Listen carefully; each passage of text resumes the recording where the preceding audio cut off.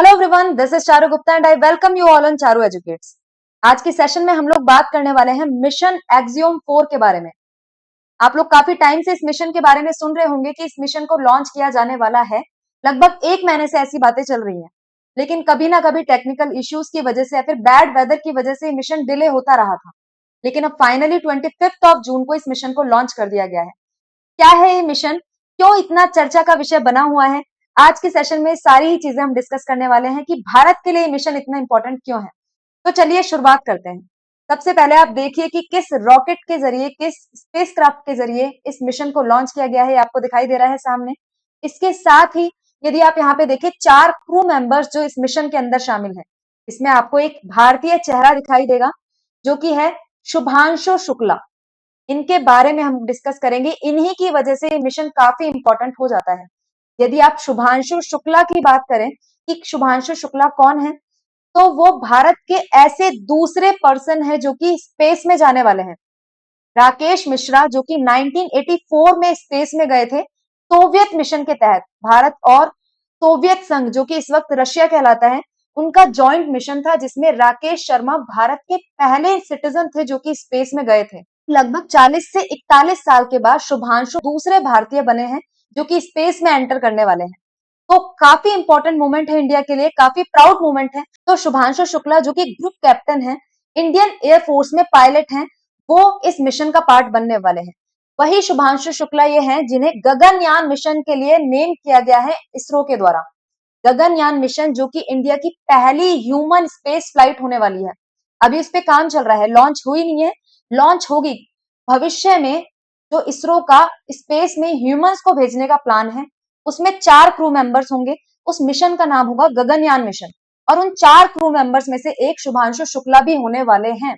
तो शुभांशु शुक्ला काफी इंपॉर्टेंट है और इस वक्त पे जब वो एक्सियोम 4 मिशन का पार्ट है, तो इस मिशन से जो भी लर्निंग्स वो हासिल करेंगे वो आगे जाके गगनयान मिशन में इनके काफी काम आने वाली है। He is the second Indian astronaut to go into space after Rakesh Sharma in 1984।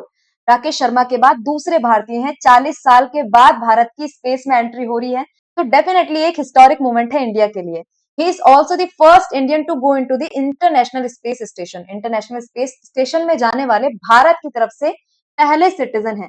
यहाँ पे देख सकते हैं आप राकेश शर्मा, जो मैंने आपको बताया फर्स्ट इंडियन थे to travel into space. Soviet संघ के सोयुज T11 स्पेसक्राफ्ट में 1984 में जॉइंट इंडो सोवियत मिशन के तहत स्पेस में गए थे और भारत की तरफ से पहले पर्सन बने जो कि स्पेस में गए।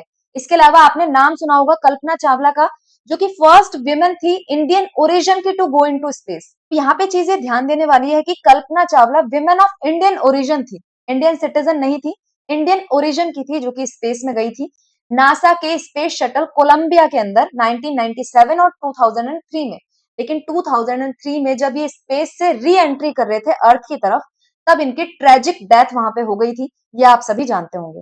अब यहाँ पे डिस्कस कर लेते हैं थोड़ा कि मिशन एक्सियोम 4 है क्या, किस लिए लॉन्च किया गया है, कैसे और कहां से लॉन्च किया गया है। तो डिस्कस करें उससे पहले आप एक वीडियो देख सकते हैं जो कि मिशन एक्सियोम 4 के लॉन्च की है। देखिए। 10, 9, 8, 7, 6, 5, 4, 3, 2, 1. Ignition and liftoff.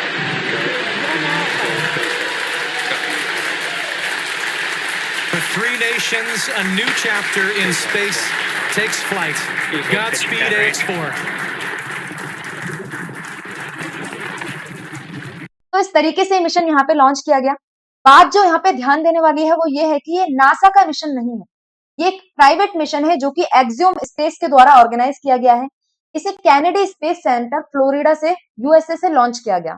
स्पेसक्राफ्ट इसके अंदर जो यूज किया गया जिसमें बैठकर ये क्रू मेंबर्स जाने वाले हैं, वो स्पेस एक्स कंपनी, जो आपको इलॉन मस्क की कंपनी है स्पेस एक्स पता होगा, उसके स्पेसक्राफ्ट क्रू ड्रैगन के अंदर ये लोग बैठ के जा रहे हैं और लॉन्च किया गया है इसे फाल्कन 9 रॉकेट के द्वारा। लॉन्च डेट इसकी मैंने आपको बताया 25 जून है और इसका डॉकिंग टाइम 26 जून है। 28 घंटे की लगभग ये जर्नी कंप्लीट करके 26 जून को 4:30 बजे, शाम के 4:30 बजे 4:30 PM पर ये वहां पर लैंड कर जाएंगे, वहां पे अपना डॉक कर देंगे इस स्पेसक्राफ्ट को। इसके बाद यदि बात करें क्रू मेंबर्स जो इसके अंदर है कौन कौन सी कंट्री के, एक तो हमने शुभांशु शुक्ला देखा जो कि पायलट हैं इस मिशन में, इंडिया से संबंध रखते हैं। दूसरी है पैगी विटसन, यूएसए के कमांडर हैं इस पूरे मिशन के। दूसरा जो पोलैंड और हंगरी है उससे 2 मिशन स्पेशलिस्ट भी इसके अंदर शामिल किए गए हैं। पोलैंड और हंगरी भी काफी इंपॉर्टेंट है, इनके लिए भी ये मिशन काफी इंपॉर्टेंट है क्योंकि इन दोनों ही कंट्रीज की तरफ से पहला बंदा है जो कि स्पेस फ्लाइट में इस तरीके से शामिल हुआ है, तो इनके लिए भी डेफिनेटली ये मिशन काफी इंपॉर्टेंट रहने वाला है। इसके बाद यदि मिशन के ऑब्जेक्टिव्स की बात करें तो क्रू यहाँ पे 14 दिन स्पेंड करने वाली है इंटरनेशनल स्पेस स्टेशन में। 60 साइंटिफिक एक्सपेरिमेंट इस दौरान कंडक्ट किए जाएंगे इन चारों लोगों के द्वारा। 7 एक्सपेरिमेंट इसमें से इसरो के साइंटिस्ट के द्वारा डिसाइड किए गए हैं। रिसर्च के एरियाज जो हैं माइक्रोग्रेविटी है, बायोटेक्नोलॉजी है, स्पेस मेडिसिन है, मटेरियल साइंस है, इस तरीके के एरियाज में रिसर्च की जाएगी। इसके साथ साथ ये जो एक्सपेरिमेंट है 31 कंट्रीज को इंक्लूड करते हैं। ऐसा नहीं है कि 4 कंट्री से रिप्रेजेंटेटिव जा रहे हैं तो वहां के कंट्री के द्वारा ही रिसर्च की जाएगी, बल्कि इंडिया, यूएसए, पोलैंड, हंगरी के अलावा UAE, Brazil, Nigeria, Saudi Arabia और अदर कंट्रीज के जो साइंटिस्ट है वो भी इधर एक्सपेरिमेंट्स में इन्वॉल्व रहने वाले हैं। इसके साथ ही इस मिशन का जो ऑब्जेक्टिव है कमर्शियल स्पेस इनिशिएटिव्स को एक्सप्लोर करना है।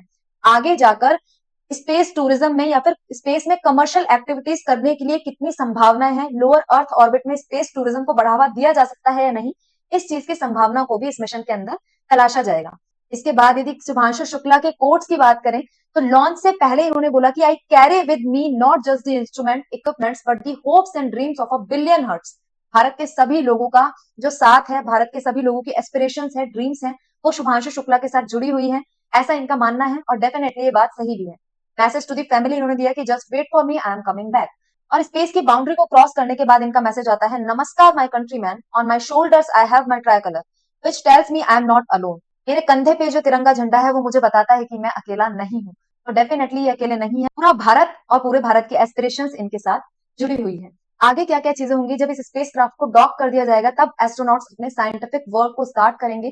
14 दिन तक स्पेस बेस्ड एक्सपेरिमेंट को कंक्लूड करेंगे यहाँ पर। पॉसिबली इंडियन डिग्निटरीज के साथ आईएसएस से लाइव भी कांटेक्ट करने की कोशिश करेंगे। जैसे कि हमने पहले भी देखा है कि सुनीता विलियम्स ने भी इंटरनेशनल स्पेस स्टेशन से लाइव कनेक्ट किया था, इसी तरीके से ये भी कनेक्ट करेंगे और अपनी जर्नी के बारे में वहां से चीजें साझा कर सकते हैं।